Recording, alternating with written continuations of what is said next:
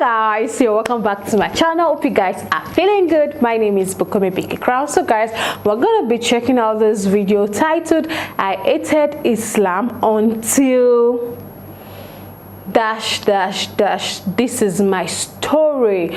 Wow, let's watch, guys. A question I'm often asked by viewers of this program is, why do I care so much about injustices in the Muslim world when I'm not, in fact, a Muslim?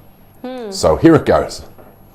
I do hold a great deal of affection for Islam, which is unsurprising given I have studied the religion intimately and professionally for the past dozen years, while also spending a great amount of time living among and working with Muslim communities. And I can also tell you this, that as an agnostic, were I to one day be convinced of a holy creator, then I have no doubt that Islam would be the religion for me. Because as a journalist and a human rights activist, no other faith speaks to the values I hold dear to my heart. You see, Islam not only promotes justice and respect for human rights, but also teaches people to live together in peace and harmony, regardless of race, class and belief. But with all of that said, I held a completely different attitude towards Islam exactly 17 years ago. Wow. In fact, I was an Islamophobe. For a 4-year period after witnessing an Al-Qaeda-sponsored terrorist attack in Indonesia in 2005, a night when 2 suicide bombers detonated themselves among women and children on Bali's Jimbaran beach, killing 23 people. It fell upon me and 4 of my closest friends to sort the living from the dead, and then move the injured to an area safely away from the beach until ambulances arrived. That night would forever change the trajectory of my life, because until that moment I had never given Islam a second thought, even though I had lived permanently in Indonesia for 2 years at that point. But for the days, weeks and months that followed, I became obsessed with Islam and blamed it for the horrific violence I witnessed that evening. It was a typical Saturday night on Bali's tourist strip, holiday makers packing bars and restaurants, and all of them easy prey for bombers intent on causing the maximum possible carnage. And a warning to viewers, some of the following images may be disturbing. I'm not going to share those images because you get the point. But what's important here is that over the course of the next several months, I went from being agnostic towards religion to a fully fledged Islam-hating new atheist. The anti-religious books of Richard Dawkins, Christopher Hitchens, Sam Harris and others made me believe Islam was responsible for terrorism. Crazy, I now know, but in many ways I was radicalized into anti-religious extremism, or what is Islamophobia, the same way many are radicalized into violent religious extremism. Here's Professor Lorne Dawson to explain how experiencing a traumatic event can often create a cognitive opening, making an individual receptive to the possibility of new ideas and worldview. There's almost always a contingent factor that just when they were feeling and thinking a certain way, they met certain people. And it's quite accidental. We talk about cognitive openings. So you've peeled away your old ideas, you're opening to new ideas, you're in a fragile frame of mind, you're looking for some guidance and leadership, and along comes at that moment somebody with a clear set of beliefs and ideas that are about saving the world and about how you, little old you, can make a difference and change the world. But not only was my changing worldview being influenced by popular anti-Islam writers, but also the US-led war on terror, which by 2005 had morphed into a fully fledged war on Muslims. We were being led to believe the Quran was responsible for 9/11, the London bombings, and the attack I witnessed in Bali. We were told that this was a clash of civilizations, that Islam has bloody borders, while the invasions of Iraq and Afghanistan were sold as civilizing missions. I'm still ashamed to admit that for a brief period in my life, I sounded a lot like this hateful clown. We need to end Muslim immigration temporarily. I'm not saying forever. I do also think we should stop building mosques temporarily, not forever. In 2008, I published a book that condemned religion, all religions, and it gave me a large audience among the growing anti-Islam crowd in the United States. But long ago I instructed my publisher to remove the book from print because it no longer reflects the person I am today. So I now know what you're thinking. What was it that made me, CJ, suddenly wake up and realize that my hateful attitudes towards Islam were wrong? Well, For a lack of a better phrase, my first come to Muhammad moment occurred in 2009 when I read Mahmoud Mamdani's book, which unpacked many of the lies the mainstream media was telling about Islam during the early years of the War on Terror. I was struck by the fact that the New York Times kept on reporting that more and more Americans were buying copies of the Quran in order to gain an insight into the motivation of those who hijacked planes and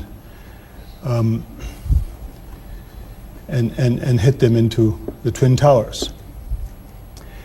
And the New York Times eventually reported that the Quran was one of the best sellers in American bookshops.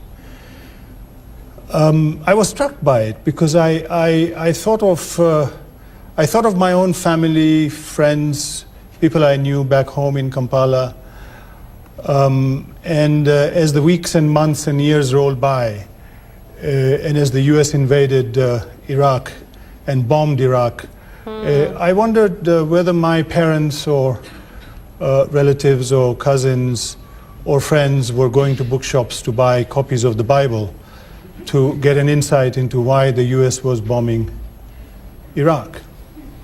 And of course I realized they weren't. I didn't even think the people of Fallujah were trying to get a clue as to why bombs were raining on them by reading the Bible, even though the President of the U.S. was claiming biblical inspiration for these set of events. This book ignited a fire within me. It made me want to understand Islam in a deep and intimate way. And because I was fortunate to be living in Indonesia at the time, I had access to some truly great Islamic scholars. Through them I came to understand how the Quran and Islamic hadiths squared with the life and times of the Prophet Muhammad. I came to see him as a remarkably inspirational figure, an individual who not only defended his people against devious enemies, but also a leader who delivered justice, peace and equality while eradicating corruption and vice. He was a revolutionary against oppression and injustice, the same way Jesus Christ stood up for the downtrodden and those crushed under the heel of Roman occupation.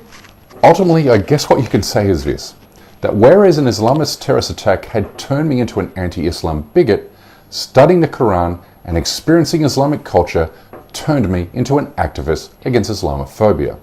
And I've spent much of the past 14 years using my journalism to counter the kind of Islamophobic tropes and narratives that once seduced me.